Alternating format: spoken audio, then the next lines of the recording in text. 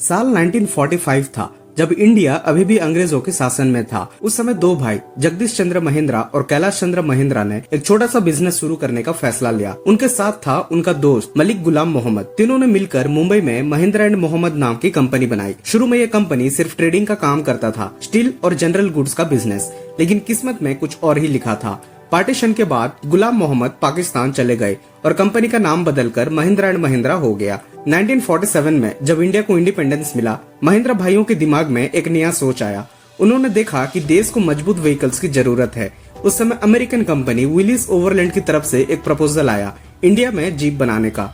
ये कोई आसान काम नहीं था। शुरू में तो विलिस कंपनी के लोग भी डाउट कर रहे थे कि ये इंडियन कंपनी जीप कैसे बना पाएगा, लेकिन महिंद्रा ब्रदर्स का हौसला देखकर उन्होंने हाँ कर दिया। 1947 में पहला CJ3A जीप महिंद्रा की फैक्ट्री से निकला। ये सिर्फ एक गाड़ी नहीं था, बल्कि इंडियन ऑटोमोबाइल इंडस्ट्री का नया शुरुआत था। फार्मर्स, आर्मी और आम लोगों के लिए ये जीप एक वरदान साबित हुआ। 1960s में JC महिंद्रा को एहसास हुआ कि इंडिया का असली ताकत है उसका किसान। उन्होंने सोचा कि अगर किसानों की मदद करना है तो उन्हें अच्छे ट्रैक्टर्स चाहिए। 1963 में महिंद्रा ने इंटरनेशनल हार्वेस्टर के साथ पार्टनरशिप की और ट्रैक्टर बनाना शुरू किया। महिंद्रा 35DI ये नाम था उस पहला ट्रैक्टर का जो इंडियन किसानों का जिंदगी बदलने वाला था। ये ट्रैक्टर न सिर्फ फ्यूल एफिशिएंट था, बल्कि इंडियन कंडीशंस के लिए बिल्कुल परफेक्ट था। छोटे फार्म से लेकर बड़े खेत तक हर जगह ये ट्रैक्टर काम आ रहा था। धीरे धीरे महिंद्रा का नाम ट्रैक्टर के साथ जुड़ गया। महिंद्रा ट्रैक्टर ये वर्ड सुनकर ही किसानों के चेहरों पर मुस्कान आ जाता था। 1980s आते आते महिंद्रा ग्रुप के लीडर्स को लगा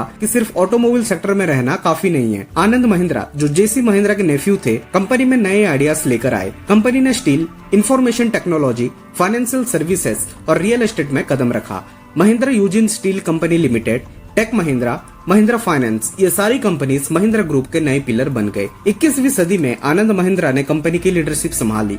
उनका विजन था महिंद्रा को सिर्फ इंडियन कंपनी नहीं बल्कि ग्लोबल ब्रांड बनाना होगा। 2002 में महिंद्रा स्कॉर्पियो लॉन्च हुआ। ये इंडिया का पहला ट्रूली इंडिजीनियस SUV था। एक्सप्लोर द अनएक्सप्लोर्ड, ये टैगलाइन सिर्फ स्कॉर्पियो का नहीं बल्कि पूरा महिंद्रा कंपनी का फिलोसॉफी बन गया। स्कॉर्पियो की सफलता ने साबित कर दिया कि इंडियन कंपनी भी वर्ल्ड क्लास प्रोडक्ट्स बना सकता है।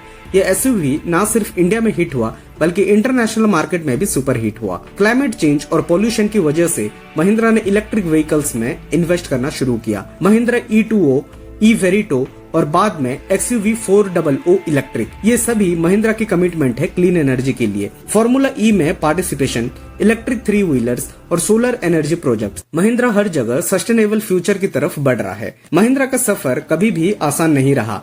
इकोनॉमिक स्लोडाउन्स, कंपटीशन, टेक्नोलॉजिकल चेंजेस, हर मुश्किल का सामना करना पड़ा, लेकिन हर बार कंपनी ने अपने आप को रीइन्वेंट किया। 2008 की रिसेशन में जब सबको लगा था कि ऑटोमोबाइल इंडस्ट्री खत्म हो जाएगा, महिंद्रा ने नए प्रोडक्ट्स लॉन्च किए। कोविड-19 पैंडेमिक में भी जब सब कुछ बंद था, महिंद्रा ने वेंटिलेटर्स बनाना शुरू किया। राइज ये सिर्फ महिंद्रा का कॉर्पोरेट स्लोगन नहीं है, बल्कि उनका फिलोसॉफी है।